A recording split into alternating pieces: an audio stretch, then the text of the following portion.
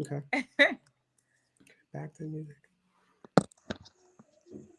Where did it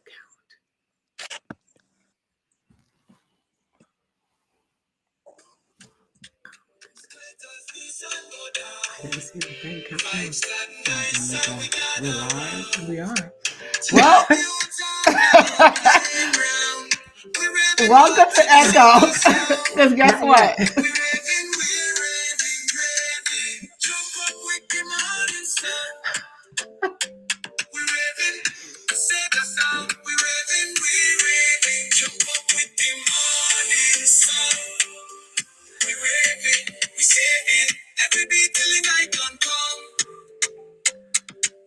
Flags in the air, hands up high, sweat dripping as we touch the sky.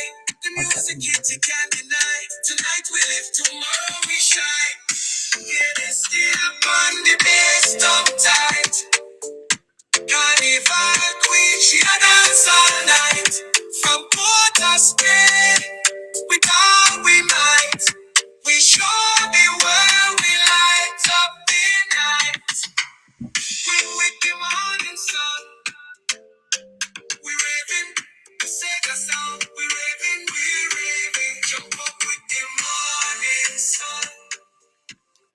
Echo, echo, echo. Welcome, welcome, welcome. We know we've been away for a few weeks because I was out of the country and having horrible Wi Fi, and I had to pull that together. And it just became useless at some point. But we have a fabulous show for you today. We are so excited. But you know what?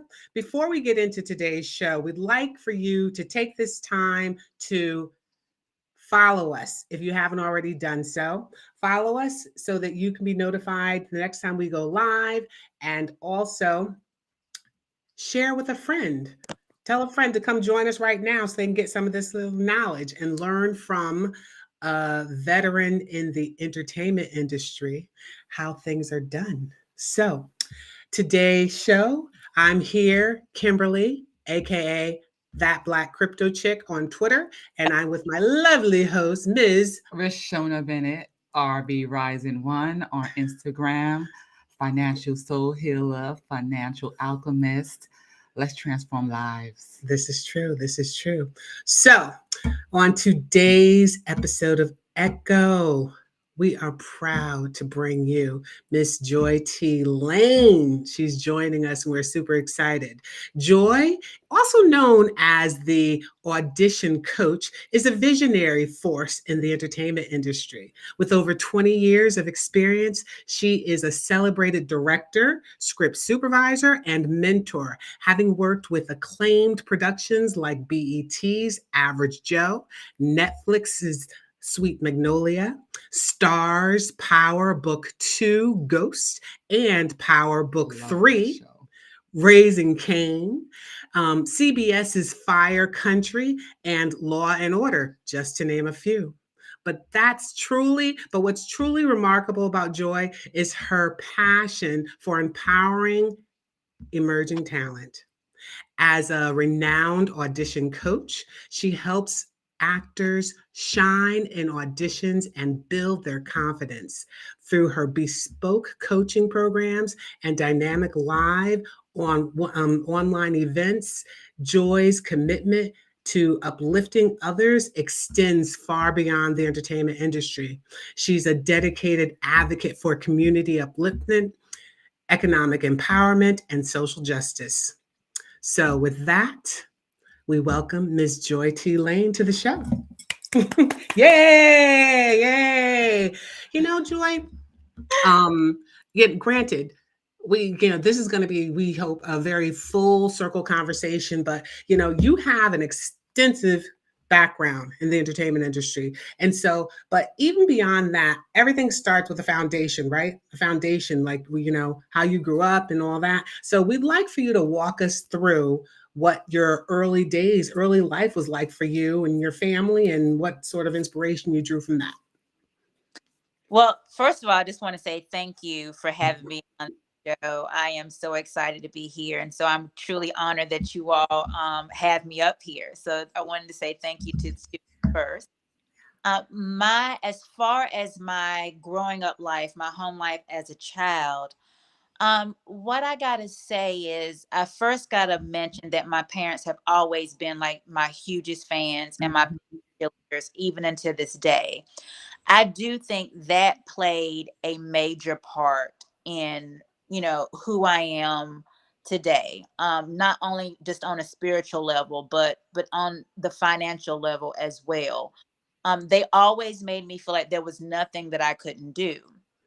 So I never really thought about, I got to say, honestly, growing up, I never really thought about were my parents struggling to pay bills. I never really Mhm. saw that. I think a Mhm. lot of that, if they were, I never really knew about it. But what I did gather is my dad had multiple jobs. My dad was always monetizing. At the time, that's not what I realized. I didn't realize that's what he was. Mhm. Mhm. But my dad Mhm. was always monetizing a lot of his skills. So, he did carpentry. So he had a workshop out in the back of the house. So he would often take on projects. If someone needed their cabinets redone, or they wanted lawn chairs built, or they wanted like a little birdhouse, whatever they wanted, often people, even if they wanted a grill made, he often would use those skills to build these things, and get paid for it. He was a referee and an umpire. So he was out, He was doing so refereeing many things. basketball games and football games and things of that nature. Um, every skill and talent he had, he was often, writing. And so he would often be asked to go and speak. He was a coach, he was a teacher, so he was always finding ways to monetize the skills and talents he had. And so my mother, at the same time, she was very much of, she was a little different. It was the total opposite there, like Hmm. she definitely, she believed in, I have a job and this is what we do, and this is my job and this Mhm. is what I Mhm. do. And so with that being said, I also believe that, if my mom would have at the time probably thought about all the things that she does very well, that, you know I don't think she really thought about it. I think she would have had so many skills to monetize too. But as far as me, Mhm. and I learned, and I think that was the other thing. My dad always used to say, I'm going to make sure you know everything you need to know. Now that could have been a blessing or a curse, who knows? But he was like, I'm gonna make sure you know how to change your own tire if Mhm. My Mhm. parents did the same thing. Yes. Yeah, my father did the same you know what thing. I'm saying? Like, Yeah. I'm gonna make sure you know how to do this. I'm gonna make sure you how to handle your finances, so you don't have to depend on Mm. of someone to like take care of you. You're going to be able to Mhm. do things yourself. Mhm. So Mhm. he set out on this mission to make me like, superwoman, and be, and very independent, so that I wouldn't necessarily have to depend on someone as far as financial, um, Mhm. and many other things, because I can change a tire. I can do a lot of those things, that others may stray away from. But they supported me. So and there was anything that I wanted to do, they made sure that they came up with the money, to help me. Mhm. So if that was Mhm. storytelling, they made Mhm. sure I had what I needed for the journalism club. That was a camera, that was a tripod, that was like things that I did. They supported, because they were like, "This is what we want to do. We want to make Right. sure that you're able to do it," Mhm. and Mhm. that was huge. So I never really saw them, a struggle with money. I mean, Mhm. it's funny. I actually had a friend reach out to me just maybe 3 or 4 months ago, and she stayed at my house multiple times, when we were growing up and younger. And she Mhm. said recently, and I never knew. She said, "Joy, your house was the first house that I had ever spent the night at, where there were two parents in the home, and you Mm. always had plenty of food in the refrigerator." Mm. Oh, wow. Mm. I know, Mhm. and Mhm. she's telling me this Mhm. years later. We're adults, Mhm. Mhm. thing was like, 6, 7, 8, up until like high school, Mhm. and I never knew that. Um, Mhm. but what I can say is my parents taught me so much about, especially my father, Mhm. saving, budgeting. You know, Mhm. Mm. is it something you have to have right now? Like it's Mhm. Your like wants Mhm. versus your Mhm. needs. Yeah. Mm-hmm. Mhm. Mhm. exactly.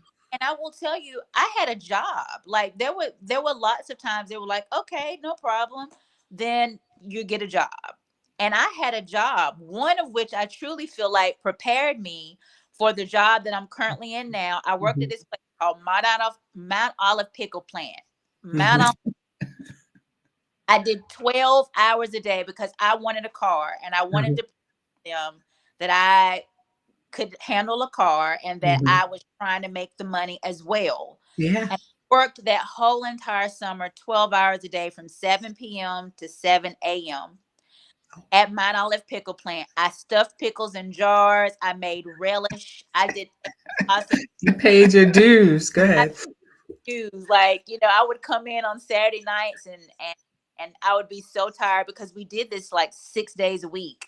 5 to 6, no, it was 6 days a week because the only day I had off was Sunday.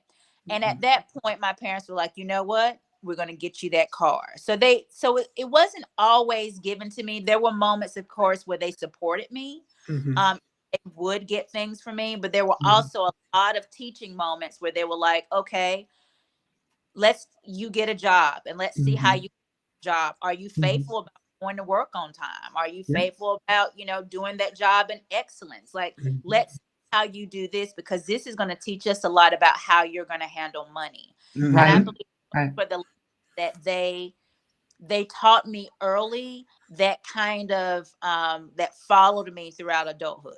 Mhm. It's powerful. I'm glad you shared that. For our viewers, it's important for us to understand that we all have different stories, right? But those stories anchor us in where we do today, right? There's always room for growth, but a lot of times because we're living in it, we don't even realize um, the gifts, the jewels that we were given when we were younger, right? We don't realize how much that played a part in our success today. And it can go on both levels, right? But I don't say it's ever failures, these are lessons. And so for you, you had balance, you Yeah. had harmony in the household, but at the same time, too, you had entrepreneurship, you had the importance of someone working for a job. You had creativity, innovation that inspired your lives, which we are now pulling into your storytelling, right? How did that now inspire you to be a storyteller, right? Which is allowing you to empower others through your stories. A woman of color who, when we broke down your bio, you were in some substantial big names, that you broke trends for many that have been in the industry of entrepreneurship, but in the craft of what your passion was. Because many of us were told growing up, being an artist or being creative doesn't pay. Yes. Very Okay, true. Mhm. let's Yes. stick to that, right?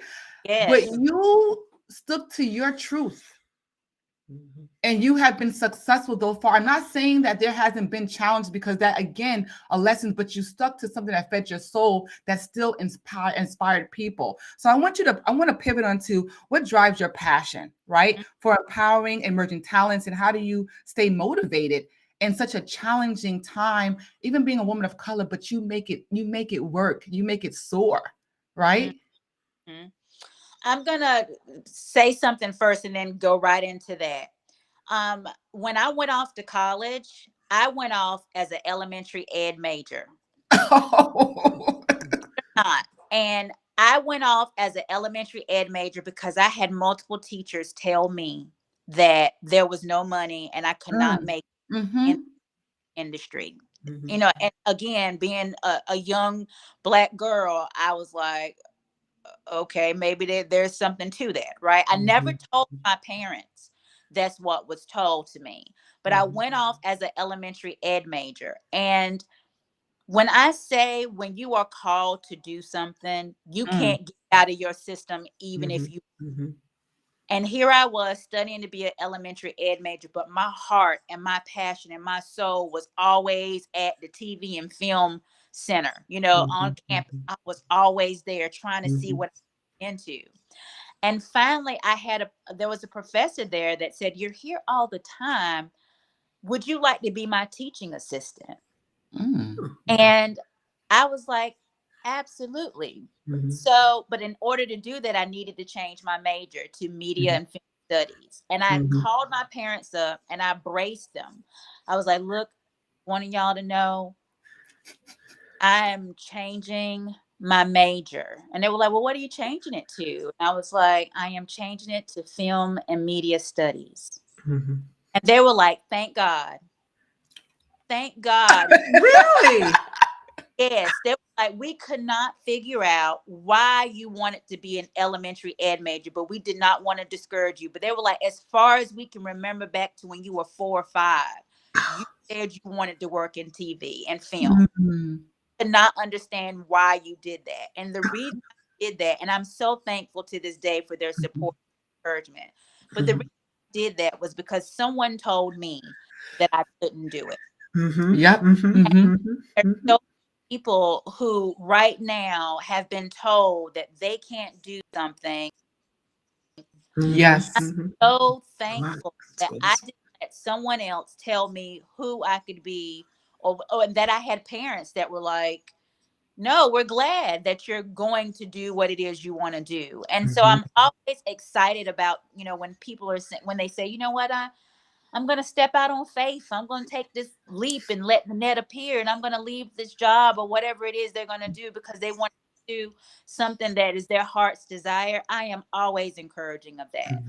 Because Mhm. you're always going to have those naysayers, right? You're going to, but if your life feels like it's stuck on autopilot and it's a whole bunch of reruns over and over again, and you're not happy or whatever, then I say go for it. So for me, there was a lot that I had to contend with coming into this industry at the time that I was in the industry that I came into the industry. Um, the majority of the sets that I walked on, I was the only one of color there. I specifically remember there would be times when I would look around and I thought, oh my goodness, like there is no one else that looks like me. And Mhm. the actors didn't look like me. The only ones that looked like me were occasionally the people in catering Yep. sometimes. Mhm. Yep. And I thought, well, how is this going to work? But for me, it was like, well, just like your dad taught you, just like your mom taught you, you're going to come in here and you're going to do it in excellence. Everything you Mhm. do it in excellence, right? Mhm. Mhm. Don't Mhm. complain about these hours because that's what they are. Do it in, Mhm. Good. and that's exactly what I did. And I started to, meet a lot of people. One of the first jobs that I got that was a promotion to script supervising was I was a PA. And Mhm. PAs, everyone knows that's grunt work right there. Mhm. I'm saying Mhm. that is grunt work. You're getting coffee, you're getting plates, you running to Paid your get lunch. dues. Mhm. Mhm. Like Yeah. that is not a glamorous job, but I Mhm. did it, and every day I was like, I am happy to be here because I know Mhm. just where I'm starting. Yeah. I am not going to do this forever. This is Mhm. where I meet the people that I need to meet in order to move up. Mhm. And so, I took that on, and from being a PA, I got moved up despite being on the only one sometimes of color on set. Mhm. I got Mhm. moved up to script supervising, and it was there. Mhm. Mhm. This right here is the kicker. I was a script supervisor, and I was on this show called Blind Spot. Mhm. And being a script supervisor is like being a director in training. It's like film school without the price tag. So every day I'm sitting directors and I'm kind of advising them about, certain things. I'm their confidant. I'm making sure they get all the shots and stuff they need. And the showrunner at the time, everybody was going to the showrunner and saying, hey, we want an opportunity direct. We want an opportunity direct. Mhm. And I never said a word, never Mhm. said one word. I just did what I was there to do, script Mhm. supervising, and I Mhm. did it well. Mhm. And one day the showrunner came to me and it's like, hey, have you ever thought about directing? And I said, well, yeah, I actually have. Mhm. At Joy, every director that I've ever had on this show has sent me an email after they left, and every email has had your name in it and said that they were so thankful Mm. to have you working with them because you helped them get the shots they needed. You calmed them down when they were like, there was a bunch of chaos going on and they didn't know what to do. And every one of them mentioned you. So I feel as if you shouldn't have to be the middleman anymore unless you want to. So if you would like Mm. episode, I want to have you do one. Now that was a big risk because episodes are between $5 and $10 million, an episode sometimes. You've got to convince NBC that a person that has never directed anything over like my own budget of like maybe $300 or $400, you got to convince NBC Yeah. I can handle a $5 to $10 million The episode. budget. Mess it up, right? But you did. But your papa trained you. You knew from early how to deal with that budget. Okay? Manifestations. Thank you. Oh my gosh. And so he stood up for me and I believe she can do it. And they said, okay.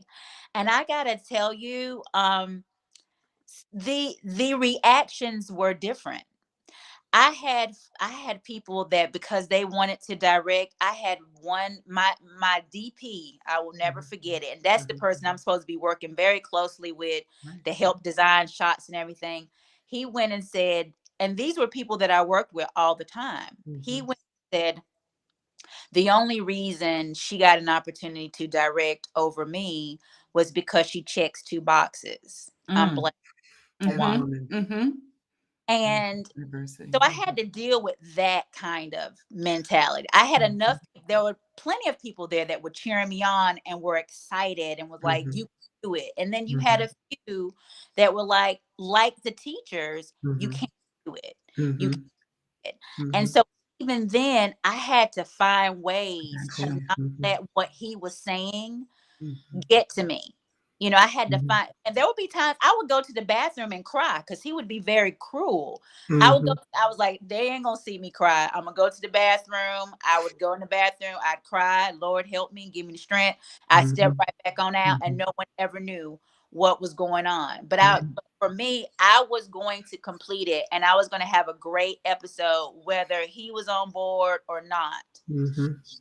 For those that are challenging those times, because I love the transparency, the adversity that we all experience, but from you really being transparent, what would you advise others going through that pivotal moment? Because everyone doesn't have the wherewithal, the mindset, the strength. And I feel like listening to you is from your parents that you pull from, that strength. But for those who might not have had that, like, what would you recommend in that moment when you're like, everyone's like, not everyone, but the majority of people who you work with, side eye, who are telling you the only reason why. And what I have to say is not everyone was doing that. Not everyone was saying that. I had a lot of people that were excited for that opportunity. And that's like when you can't tell everybody your dreams, right? Because you're going to people that are cheering you on and excited for you, and then you're going to have those people that are going to tell you, yeah, it's never been done before, or maybe you can't. They're going to point out all the reasons why you can't do it. You always late. You can't do it. You're always late. So it's just you're going to always have these people that tell you that. And I think one thing that I started to do when he would say things, and there would be times where he would embarrass me in front of the whole entire crew. Like I would ask, hey, can we do this? And as a director, you can ask that, I think maybe there was that familiarity with me because he worked with me and I was a script supervisor before. But I would ask, hey, let's try to do this. And he would shut me down and be very cold and embarrass me and yell at me in front of the crew. And it was at those moments that I had to, and so because I wasn't always, I would like to say that I was incredibly strong, but again, I did have to step away to, to get myself together, right? What I didn't say to you, yes, I said a prayer, but I also started to take the moment to think about all the things I do well and why I deserve to be there, because they have their thoughts, but for me, it's like, what makes me qualified to be here? Okay.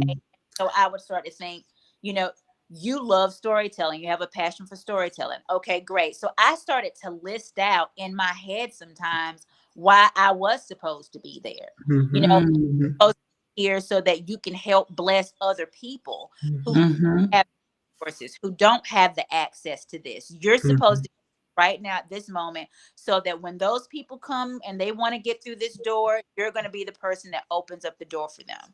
So I had to go through and start listing out um, all of those qualities that made me qualified to be there, and that helped me out a lot.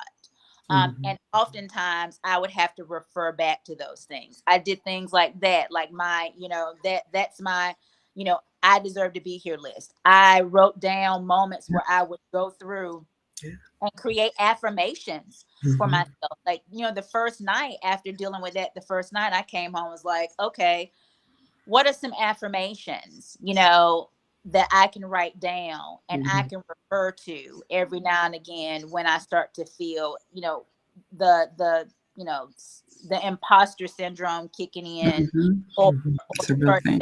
to hear these voices telling me that I'm not supposed to be here. And I started to say these affirmations. And then something I needed, I started to think about is I started to think about my life as a film.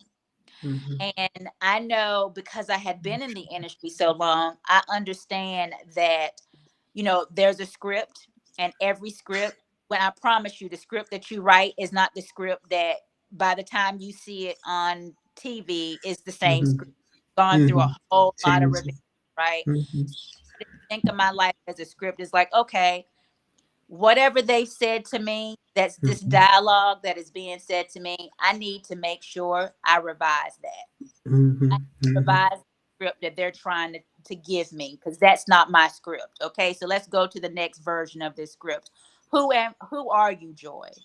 And then the next thing Mhm. is Mhm. what I understand with the whole script is a part of the revision is deciding what you're going to cut, because that's what revisions are. There's beautiful scenes, but not all the scenes make a I'm movie, meant to, right? yeah. So like I started to say, okay, Joy, let's decide what you're going to cut. Are you going to cut out, this feeling, like when he says this to you and you start to internalize that?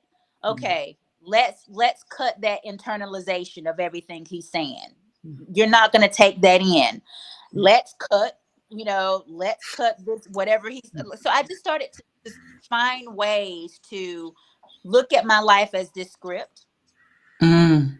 and start to cut and get rid of all the things that no longer served me. So when I Mm. started to look at it that way, and these were all things I was trying to implement while directing, but it helped because I know that world. I know that there's a script, and I know you have to revise the script all the time because sometimes it just doesn't work. And I understand the whole importance of, like, oftentimes you have to cut things, and then I understand the whole point of, like, you have to innovate, you have to make bold choices. So for been dealing with him, to make a bold choice was, Joy, you're going to smile, you're going to be, because you're not going to show, because for me, I knew if I would have responded the way he was responding to me, I'd have been labeled the angry Black woman, and I would have probably 100%. got Right. fired. So Right. I was like, so Joy, you got to come up with another bold choice to make. And my bold choice was like, you're going to be polite, you're going to be very sweet to him, but you're also going to be very stern. So I had to make, that was a bold choice, because at the time I had not done any other directing jobs. And so, there was a part of me that again was dealing with all the possible voices in my Yeah. head. And Yes. so my bold choice was ignore those voices, be kind to him, but you're gonna get shots that you want. You know what I'm saying? Like, at the end of the day, you gotta do these shots, whether he likes it. So be kind, say what it is you need to say, but make sure he understands he's going to do those shots. And those were the things I did. And then, again, these were all little things that I tried to implement, and I still implement this day to help me when I have to deal with difficult people, because I like to say that they all disappeared with him, but they have not. And so Right. they have not. They still exist. Now that's life. You always have difficult people that you have to learn how to Mhm, do. mhm, mhm. So, 100%. so I those are love I Mhm, love I love your story. I love the adversity because what I realized in my own story, we all have our own story, right? We are the players. And the adversity actually is what help us to grow, right? It yeah, helps us in our ascension. It brings clarity. And it also, I like to say, you honor yourself in that adversity to actually excel, right? yeah. And that's what gives us the confidence that we require. And I want to get a little deeper because I feel like we're such in a transformational time. And Yeah. the power of a story, the power of using your voice and your truth. But why Mm-hmm. is storytelling so powerful? Why is it so important for us as women and women of color or people of color to really hear our story being told from us? Like I want to understand why that is so impactful and so more powerful. And I'm not knocking any other race, but I know that it empowers them to see themselves visually in their truth, right? Representation, Mm-hmm. right? So why is storytelling? Because I feel like you're a healer, right? We're all healers in our essence. But why storytelling is so important, and why do you use it as a tool, right? Because it's a tool to empower and inspire people. Because you've taken it to the next level. Mm. Well, I gotta say, story, because you asked a couple of questions, and so I can relate to being on a show that is a show about Black people, and the showrunner and creator of the show is not a person of color. mhm, And there are multiple shows like that where they are telling our stories, and by no means, that is what it is. Um, but no one can tell our stories better than we can tell our stories. And so I am encouraging folks, if you have an idea, if you've been sitting on this idea for the last 5 years and it keeps coming back to you, like, I think it'd be great to do a show about, or a movie, or do it. Mhm. mhm, Do- mhm, Because our story, it's just recently that we started to have our stories told, to be quite honest. mhm, mhm, It was the George Floyd event kind of like sparked that. mhm, Prior to that, if you think about it and you go on and you look at television, Hallmark never had people of color as their leads. And I love a mhm, good Hallmark, like I, holiday. me too. They never had people of color as their, right? A mhm, lot of shows never had people of color as their mhm, lead. Um, mhm, so when the George Floyd moment happened and people started to band together and speak up and say, "Hey, we need more diversity," mhm, then a lot of the studios and production companies started to take an inner look and realize, yeah, if you look at everything we've done, we really haven't been that diverse. mhm, And they started to do more of that. But again, a lot of the people telling the stories did not look like us. And I think as women, and as Black women, women of color, we have a unique point of view. We have a true advantage because we have the ability to look at things from that point of view, from how we grew up, from just various areas of our life, and we have mhm, a unique point of view that I feel like only we can tell. mhm, um and I don't think and I think so many people don't look at it that way, but we do.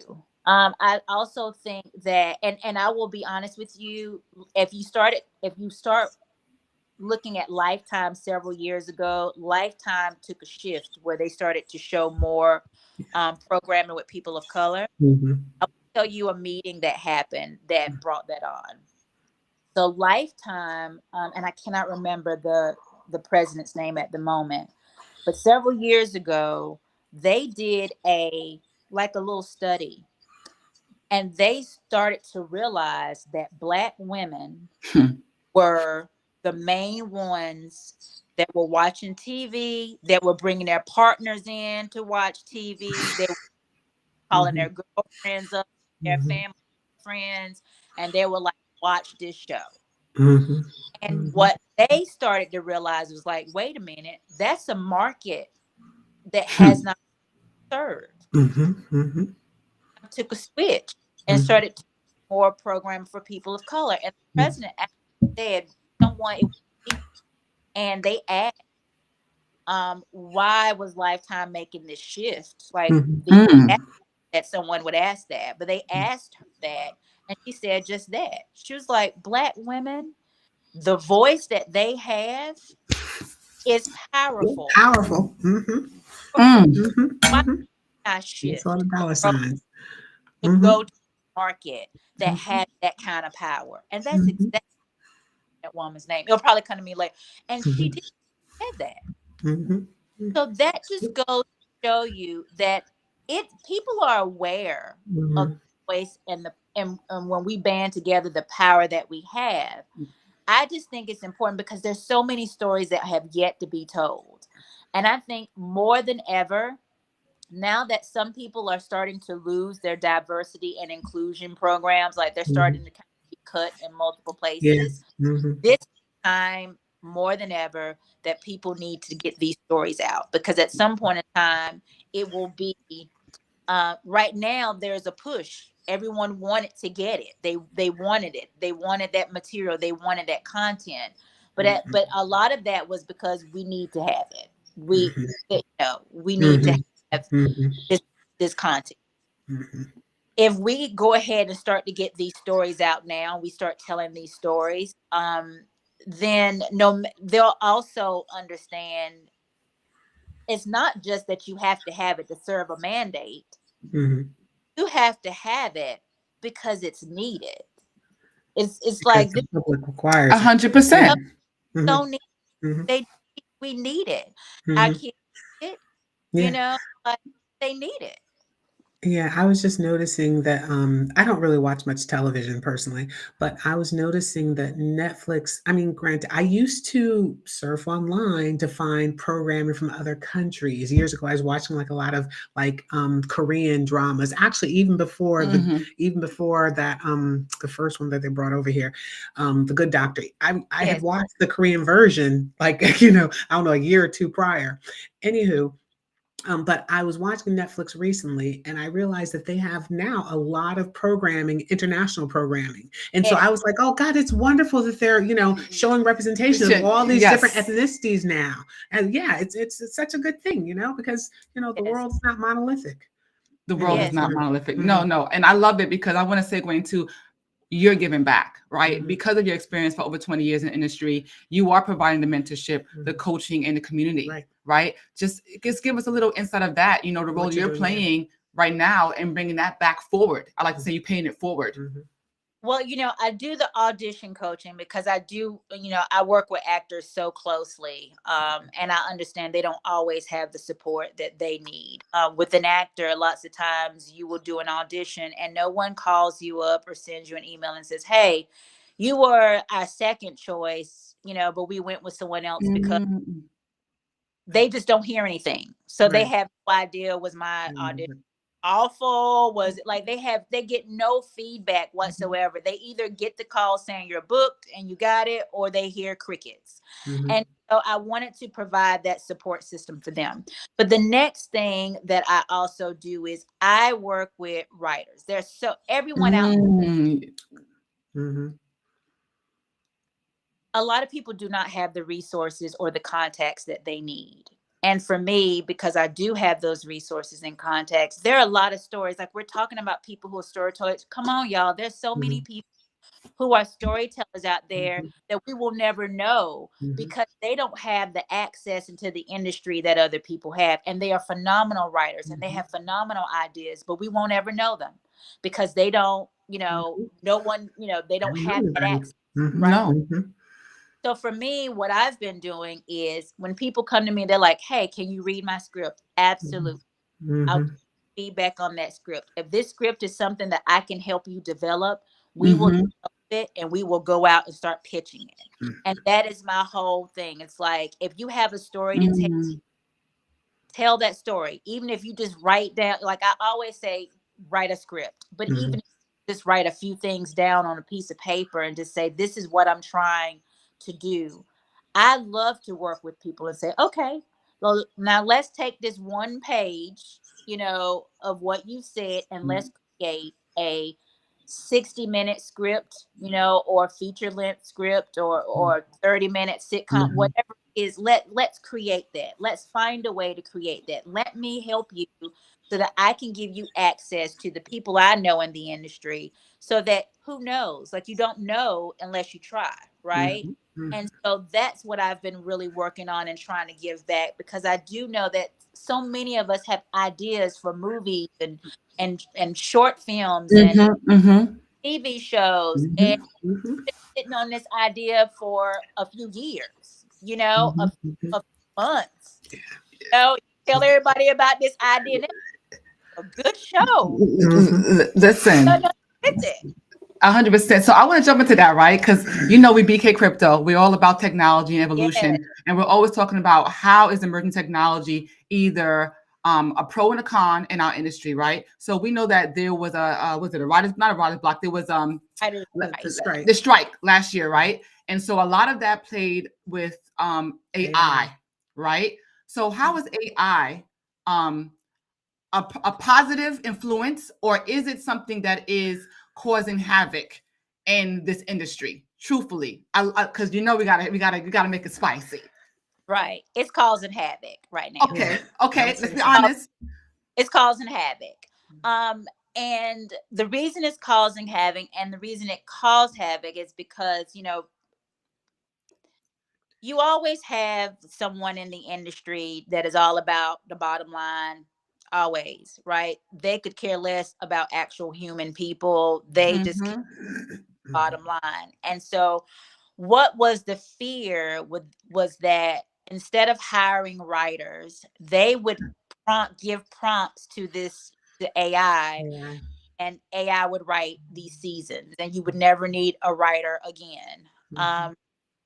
And so that was one thing. With the actors, the problem with AI was you can use their likeness. So they would just, let's say they went and did some background work, or they did some work with AI. You could use their likeness in any other film or TV show and not have to pay for it. So I can understand cutting that. I get it, because that's them not wanting to pay money for the person to come and do this, and that's wrong. Because y'all, the amount of money we spend on food just on a production, I heard it's ridiculous. We spend the most ridiculous amount of money on stuff. So the money is there, but they're always going to be looking for ways to cut the budget. Now, my opinion is this: AI is, I can see how people would be concerned about that, especially writers. I really can't. But I don't feel as if AI can take away the creativity of us. We have to kind of tell it certain things. But as far as replacing our creativity, I don't believe that AI can do that. I believe it makes a great brainstorming tool. It makes so you can have a writer's room, and it can be more of an enhancement, where you can have your writer's room with your writers, and they're all giving out ideas, and that's what happens in a writer's room. Right. Everyone's around this table and they're throwing out ideas. Well, what if she starts dating that person, or what if they feel this way? Like they're just throwing out ideas. I feel like AI could also chime in to help generate more ideas that they may not have thought about, based off of some of the things that they've said. And they may be able to twist and turn and oh, well, wait a minute, maybe that aspect of it we can use. I believe it's a great tool for brainstorming. I do not believe that it could successfully write the scripts without the help of a writer who understands dialogue and jargon and all of those things. Cultures, how people speak. Mhm. So I don't believe that it will replace that. Now it is messy. It is definitely, no one is happy about it. But I see the value in it. I really do see the value in it. And I have utilized it on a number of occasions. There have been times, like even recently, I had to do a PowerPoint. Mhm. I've never done a PowerPoint before. Like my industry, I don't need to do a PowerPoint. Mhm. Mhm. Told me about this program called Gamma. And they were like, just literally write all, put your stuff in there. It will create the PowerPoint. I Mhm. did it. It created the PowerPoint. I was like, I'm never going back, because that literally It saves you time. it saved me so much. Yeah. Mhm. And it's sad, because sometimes you have to be mindful of the people you're talking to, especially in the Mhm. entertainment industry, about AI, because it's like a curse word. It's like a It, taboo. Yeah. Yeah. ascending interest, right? Ascending inspiration AI, right? When you think about it, I love you. You know why I love you? Because you are, I say, a Renaissance woman. You emerging technologies. And so Yes. because you know that we're BK Crypto, we talk about the fourth industrial revolution.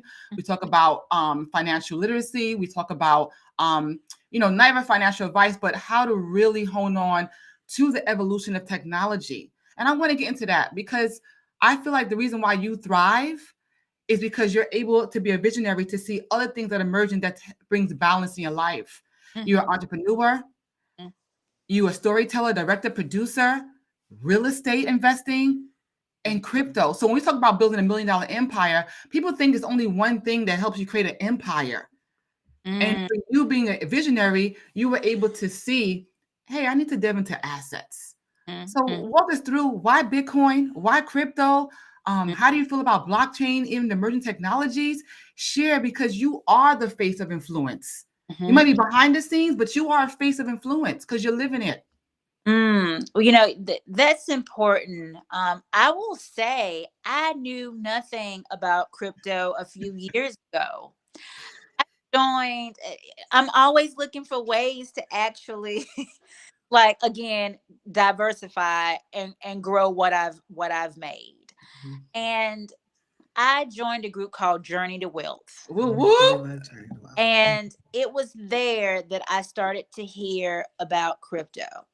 Now, I'm so glad that I had a supportive group of women who, when I didn't understand something, they were willing to get on a call and walk you through it and talk you through it, and to have these conversations, because these conversations were not conversations that I would have been privy to had I not been a part of a group like that. Because here, like even on set, when I've talked about crypto, a lot of the people on set are like, "Oh my gosh, that's a scam. Like, you're gonna lose all your money." Like, you hear it all the time, and I'm like, "No, actually, it's not.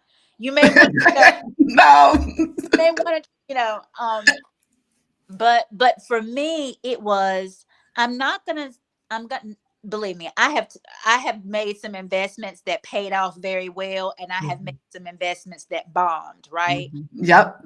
Because would I like act like I'm winning on all my investments? Absolutely not. There's investments that I've been like, my God, I wish I'd have never done that. I could have put that money into crypto, probably seen so much more of a, of a return. I'm still waiting for that return. Probably could have seen so much more of a return if I would have, invested in crypto. But being a part of that group, that opened up my eyes to these emerging technologies, Web3, blockchain, and all the potential, that comes with it. Certainly, my industry is going to have to get it together, because I like to. Something else I'd like to point out is that if you look at people under the age of 30, they're not really watching a lot of TV, to be quite honest. They're interacting more with video, right? And then people like over like 40, they tend to be watching more TV or movies and stuff. And what's going to happen is that group that's interacting more with videos, that's understanding crypto and these new emerging technologies, they're not watching TV. So we've got to come up with some ways and some platforms that we in the entertainment industry need to create that's going to appeal to these people. Because the subscriptions, Netflix, they're doing great now, but one time the folks who watch Netflix gonna die out. You know what I'm saying? Like, just realistic. And they're not getting any new subscriptions because those folks under 30 are like, I don't need a subscription when I can is right here. So it got me thinking my industry has got to step it up. They've got to step their game up. And I was like, well, why don't you do it, Joy? Because there's so many things that you can do with this entertainment with the blockchain. Like, it offers so many opportunities for you to possibly create a whole new experience, with blockchain. And so I love it. that's why I'm always trying to keep up. I may not always understand it, but then I'll find people who do understand it that can kind of help pour into me, to help me understand it. Because I do believe it's always about learning and growing. How are you always learning and growing? And at one point in time, I started the whole crypto, and I was like, "What are you doing?" Like, I like, I need a treasure. What is all this stuff that Another language. It's a whole new language, and that sometimes can be a deterrent for someone because they become so intimidated. But that's what I love about groups like Journey to Wealth and BK Crypto. You all have created a community that helps get this information out to people, to help encourage them, to help support them on this journey, to help grow their wealth. And so, with me, I have been already looking at ways that I can incorporate TV and film in blockchain technology. How can I? Are there ways that I can create phenomenal that people can pay for these things with crypto? Some options out there now. We were just having a conversation. This is why we love you. Forward thinking. Because what I love what you just said is that you're like, I'm not saying that it's easy. It might be challenging, but I'm willing to grow to understand this emerging technology. Like you said, we're phasing out. Yeah. The 30s and under are in a whole new realm. We're coming from the time even before Facebook was created. We're coming to the time when we had the pay phones and put in the quarter. Yeah. And we just happen to be still living in this time, in this new realm. But we can still thrive if we're open and connect ourselves with communities like Journey to Wealth, like BK Crypto. And there's so many others that are coming together. And we would love to assist in your storytelling. Because that's going to help to empower others and transform their lives in this emerging technology, right? So before we, do you understand what I mean? And before we wrap up, just because we can talk to you all day, and I just love it, I want you to share with the people some of the things that you're doing now, how they can find you. Those who are interested in using your services as an audition coach, who have dreams of storytelling and don't know who to talk to because they didn't have that person supporting them in their dreams. It didn't make sense. Share with the people how they can reach out to you. What are you doing now to echo into the world, to empower communities and yourself? Yeah, please. Yes.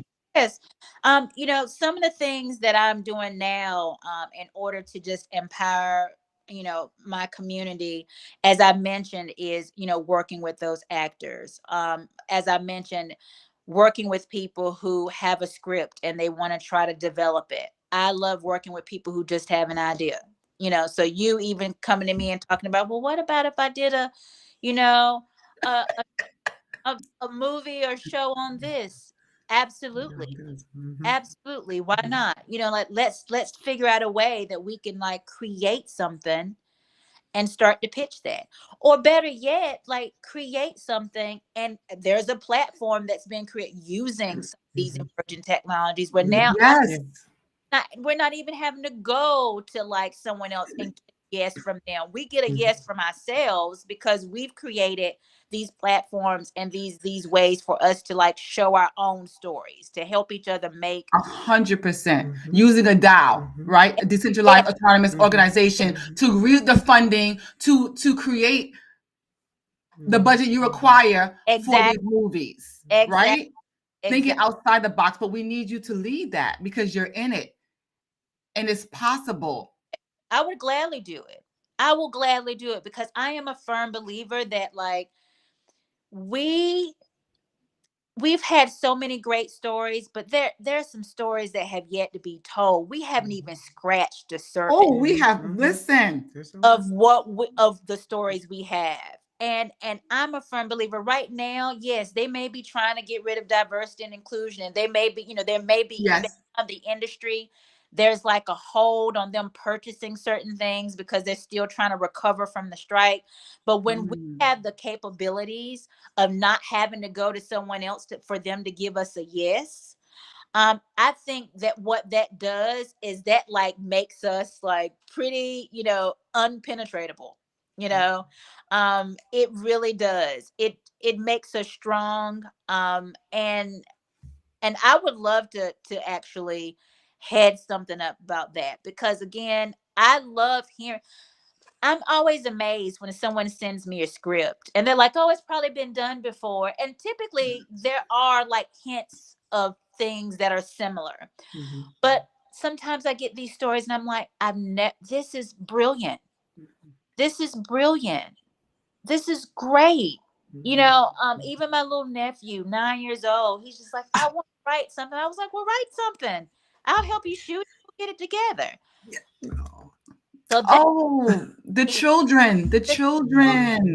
That's important because I actually, and I'm trying to make it fast, but I actually went to some schools, and one of the activities I had them do was I had them just get in groups and come up with TV show ideas or movies they would love to see.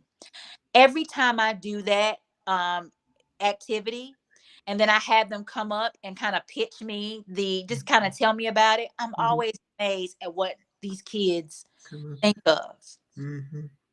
I'm like, that would be great. That would be great. So I'm getting some ideas here. Yeah. So we're having a nice little I know because my son is into film and he goes to School of Visual Arts, but we used to see if we get him to like film camps. But I'm hearing a holistic Joy Lane film camp with meditation and writers something and financial wellness. I'm just saying. That would be amazing. That would be amazing. And then to air their own, because we have so many outlets now where we don't need the main NBCs or CNBCs, that we can have them feature it and tell the community to like and to share, and we can vote on it. Girl. Vote on it. Exactly. Vote on it.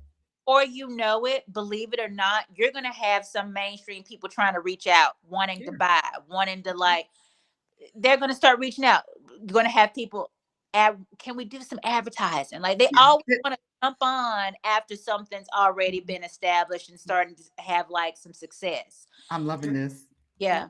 So I say reach out to me on IG, Joy T Lane 9. I'm on IG. My Facebook is my name too, Joy T Lane.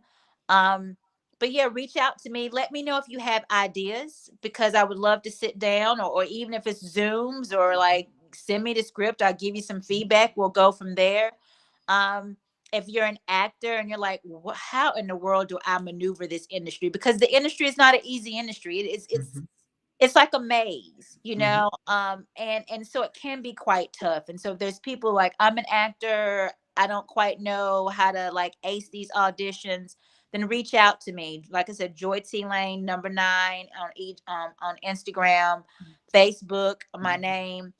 We'll work on that. If it's someone who's like, I just want to get a start in the industry. I don't care how, I just want to get my foot through the door. Still reach out to me. Because the thing about what I believe is this: if I don't have the answers, I got the contact. And about who you know. So a lot of times, hey, I need to get my foot through the door. Well, what I can do is, are you willing to be a PA? Well, are you willing to work in art department? Whatever it is, let me find out what your strengths are, because I believe we all have strengths and things that we do well. And I promise you, they all translate into the entertainment industry. If you're great at art, there's an art department. You're great at artistry, they got set design. Yo, you're right. Listen, if you're great at costume, like putting together your outfits and your friends are like, girl, put my, guess what?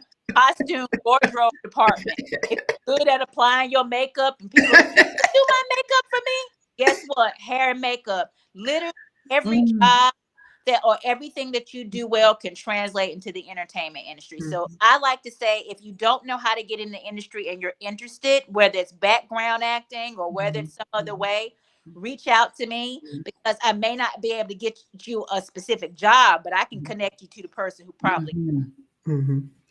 Thank you, Joy T. Lane. You heard it. This inspiring, beautiful soul. May you continue to inspire. But I want to say, before we zoom out of here, what is the one thing you want to echo to the world? The one thing you want to echo to the world? The one thing that I want to echo to the world is tell your story. We all have a story to tell. We all. And I just really believed story, because oftentimes you have no idea how your story encourages someone else, how it blesses someone else, it inspires someone else, it lets someone else know I'm not alone. I can do it. If they can do it, I can do it too. And so, but if no one knows your story, then you're unable to like influence. So there are so many stories out there to be told. Thank you. This is BK Crypto with Joy T. Lane. Keep being inspired and tell your story. Use that throat chakra.